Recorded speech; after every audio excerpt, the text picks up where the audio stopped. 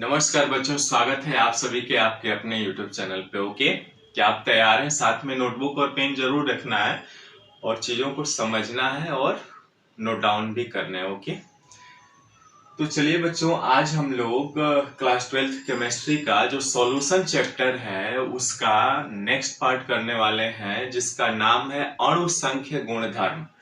क्या नाम है? अणु संख्य गुणधर्म। अणु संख्य गुणधर्म, ठीक है।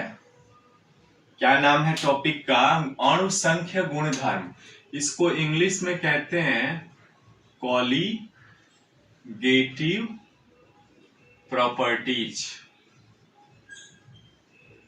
ठीक है। कॉलीगेटिव प्रॉपर्टीज कहते हैं। अब बच्चों यहाँ पे अणु संख्य गुणधर्म देखिए, ये सॉल्यूशन चैप्टर का ना लगभग आपका 90% तो टॉपिक कवर कर ही चुके हैं हम लोग। आज जो पढ़ने वाले हैं ये इसका मोस्ट इंपॉर्टेंट और लास्ट टॉपिक होगा, ठीक है। इसी के अलग अलग पार्ट्स में हम लोग पढ़ने वाले हैं। तो देखिए अणु संख्य गुणधर्म क्या होता है। अणु संख्य गुणधर्म जैसा कि शब्द से ही स्पष्ट है। देखिए अणु संख्या माने अणुओं की संख्या। क्या होगा? अणुओं की संख्या। अणु संख्या का मतलब ही होता है कि अणुओं की संख्या पर निर्भर करे, ठीक है। कॉलीगेटिव का मतलब क्या होता है? देखिए इसका जो इंग्लिश वर्ड है ना कॉलीगेटिव, ये दो शब्दों को प्लस लिगेटिव से बना हुआ है ना। मतलब इसका को प्लस लिगेटिव। अब को का मतलब क्या होता है? जैसे हम देखते हैं ना को वर्कर या को स्टूडेंट, यानी साथ में काम करने वाले, है ना। तो को का मतलब जो होता है साथ में, है ना, एक साथ, एक साथ होता है। और लिगेटिव का मतलब होता है आबंधित। देखिएगा, ध्यान से पढ़िएगा, बहुत इंपॉर्टेंट है और पूछे भी जाते हैं प्रश्न। यानी एक साथ आवंधित होता है। इसका लैटिन भाषा का शब्द है ये कोलिगेटिव। और कोलिगेटिव को जब आप संधि विच्छेद करेंगे ना तो को प्लस लिगेटिव होगा बच्चों, ठीक है। यानी को का अर्थ होता है एक साथ, लिगेटिव का मतलब होता है आबंधित, ठीक है। समझ में आ रहा है? ओके, कमेंट्स करके जरूर बताइएगा बच्चों। ओके, और यदि चैनल पे नए तो प्लीज चैनल को सब्सक्राइब, लाइक और शेयर करिएगा, ठीक है। तो अणुओं की संख्या यानी ऐसा गुणधर्म जिसमें अणुओं की संख्या पर डिपेंडेंसी होती है। या कॉलीगेटिव का मत, ये लैटिन वर्ड है जो को प्लस लिगेटिव से बना हुआ है। को का अर्थ एक साथ या लिगेटिव का मतलब आबंधित। को वर्कर या को स्टूडेंट, है ना, कहते हैं ना कि कलीग है या को स्टूडेंट है, यानी सहपाठी मित्र कह लीजिए, ठीक है। तो अणु संख्य गुणधर्म होता है।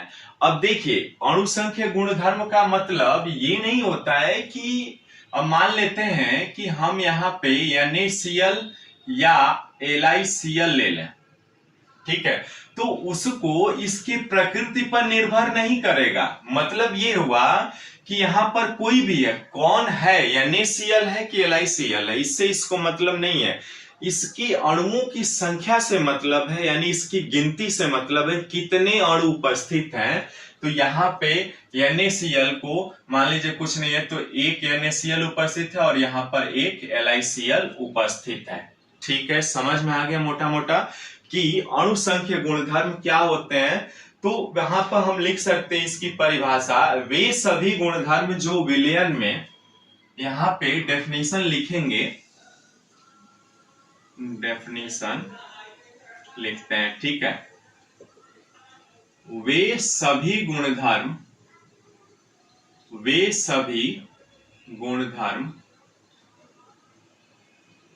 वे सभी गुणधर्म जो विलयन में, लिखते भी रहिएगा, वे सभी गुणधर्म जो विलयन में, विलयन में, अब देखिएगा ध्यान से, विलयन जो होता है उसमें दो चीजें होनी आवश्यक है ना। विलयन में क्या क्या होगा? विलेय होगा और प्लस विलायक होगा। ये हम सभी जानते भी हैं, पहले भी पढ़ चुके हैं। ठीक है बच्चों, यानी विलायक और विलेय को मिला करके हम विलयन बनाते हैं। तो वे सभी गुणधर्म जो विलयन में उपस्थित कुल कणों की संख्या, विलयन में उपस्थित कुल कणों की संख्या कह लीजिए, या मोलों की संख्या भी कह सकते हैं, है ना। कणों की संख्या कह लीजिए या मोलों की संख्या, बात एक ही है। ठीक है, यानी मोल अंश से तो निर्धारित होगा कि कितने कण हैं इसमें, है ना। मोलों की संख्या ब्रैकेट में लिख लीजिएगा। वे सभी गुणधर्म जो विलयन में उपस्थित कुल कणों की संख्या तथा विलेय कणों की संख्या के तथा विलेय कणों की संख्या के अनुपात पर निर्भर करता है। अनुपात पर निर्भर करता है। ठीक है, अनुपात पर निर्भर करता है। क्या कहा इसने, देखिए, वे सभी गुणधर्म जो विलयन में उपस्थित कुल कणों की संख्या या मोलों की संख्या कह लीजिए, ठीक है, या तनु विलयन भी कह सकते हैं। विलयन में तनु विलयन या आदर्श विलयन, जो भी कहना हो, कुल कणों की संख्या, मोलों की संख्या तथा विलेय कणों की संख्या के अनुपात पर निर्भर करता है। ठीक है बच्चों, अनुपात पर निर्भर करता है, न कि विलेय कणों की प्रकृति पर, न कि विलेय कणों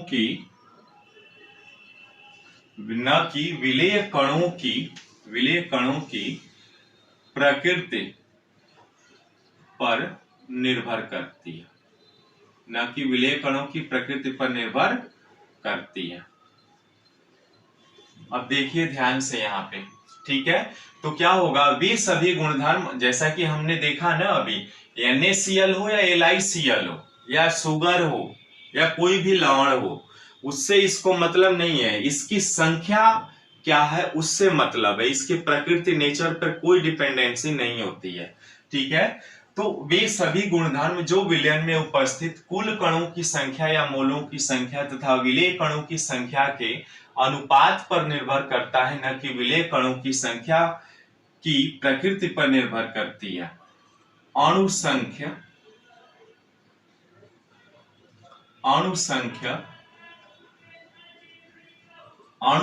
गुणधर्म कहलाता है।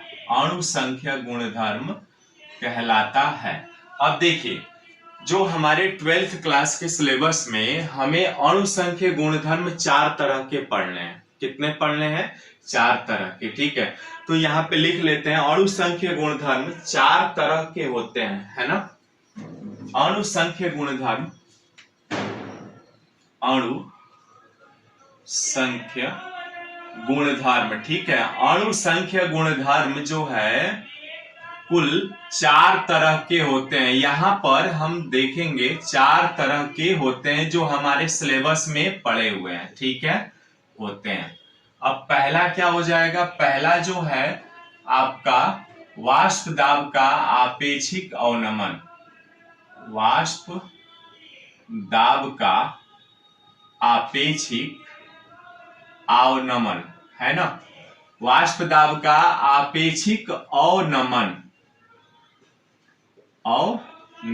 ठीक है। दूसरा जो है आपका क्वथनांक का उन्नयन। क्वथनांक का उन्नयन,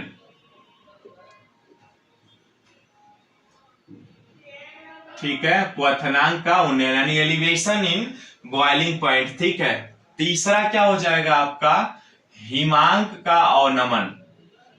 हिमांक का अवनमन, हिमांक का अवनमन, है ना। Depression in freezing point. चौथा जो है आपका परासरण या परासरण दाब। ऑस्मेटिक प्रेशर होता है। ये 4 तरह के होते हैं बच्चों, जो अणु संख्य गुणधर्म होते हैं ना, ये 4 तरह के होते हैं। रिलेटिव लोअरिंग ऑफ ये वेपर प्रेशर है ना, वाष्प दाब का आपेक्षिक अवनमन। देखिए अणु संख्य गुणधर्म क्या होता है, ये विलय के या आपके विलय के प्रकृति पर निर्भर नहीं करती हैं, ये संख्या पर निर्भर करती है, कितने मोल उपस्थित हैं, ठीक है।